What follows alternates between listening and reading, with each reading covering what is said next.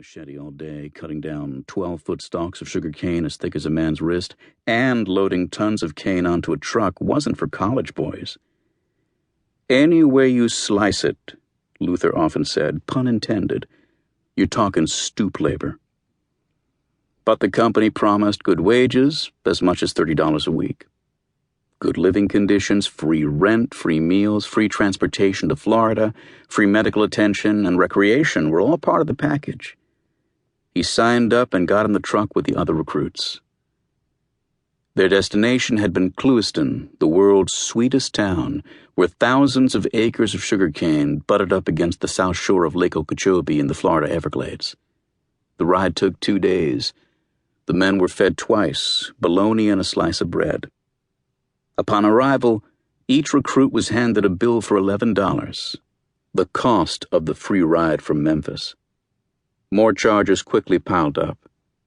75 cents for a blanket, 50 for a machete, another 30 for a file to sharpen the blade, $1 for a badge that identified a worker as a company employee, 50 cents for water that wasn't too dirty to drink. Recruits were up to their eyeballs in debt before the first workday, which started with breakfast at 3:30 a.m. They were in the field by 4:30, broke for a short lunch, and cut more cane until dark. Wages for the first day were $1.80, $4 short of the amount promised. Superintendents patrolled the fields, armed with blackjacks and pistols, threatening anyone who wasn't working hard enough or who grumbled about wanting to go home. The best chance to escape was at night. After 3 weeks, 21 straight workdays, rain or shine, sunup to sundown, 9 workers ran off from the barracks at the company camp. Luther was one of them. The plan was to hitchhike back to Memphis. They were arrested 18 miles from Clewiston, fined $40 for vagrancy, and returned to the field. The only way to pay off the fine was to cut more cane. Naively, Luther asked for permission to convert the fine to prison time, preferring jail. The superintendent cracked him with a blackjack and told him sure thing, as soon as he paid off what he owed the company. A debt that was getting bigger every day because he drank too much water in the field and needed medical attention for a snake bite. There were enough runaways for word to trickle back home, and from there to the Department of Justice in Washington, D.C. Herbert Hoover himself approved the FBI's 60-page investigative report. A federal grand jury in Florida indicted National Sugar and several employees for conspiracy to violate the right and privilege of citizens to be free from slavery under the 13th Amendment. So in my book, calling Luther Vine a former slave was no stretch, even if the indictment had technically been dismissed. The grand jury was tainted, the sugar lawyers argued, because there weren't any farmers on it. Right. And Timothy McVeigh should have complained about the lack of terrorists on the grand jury that indicted him for the Oklahoma City bombing.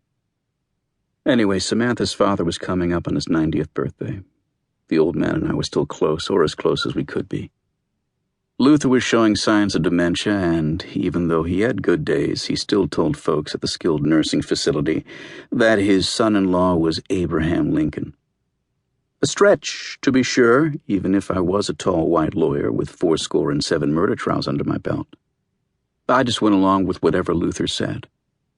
It only confused him to hear that I was senior trial counsel at the Office of the State Attorney for Miami-Dade County, the go-to guy in capital cases.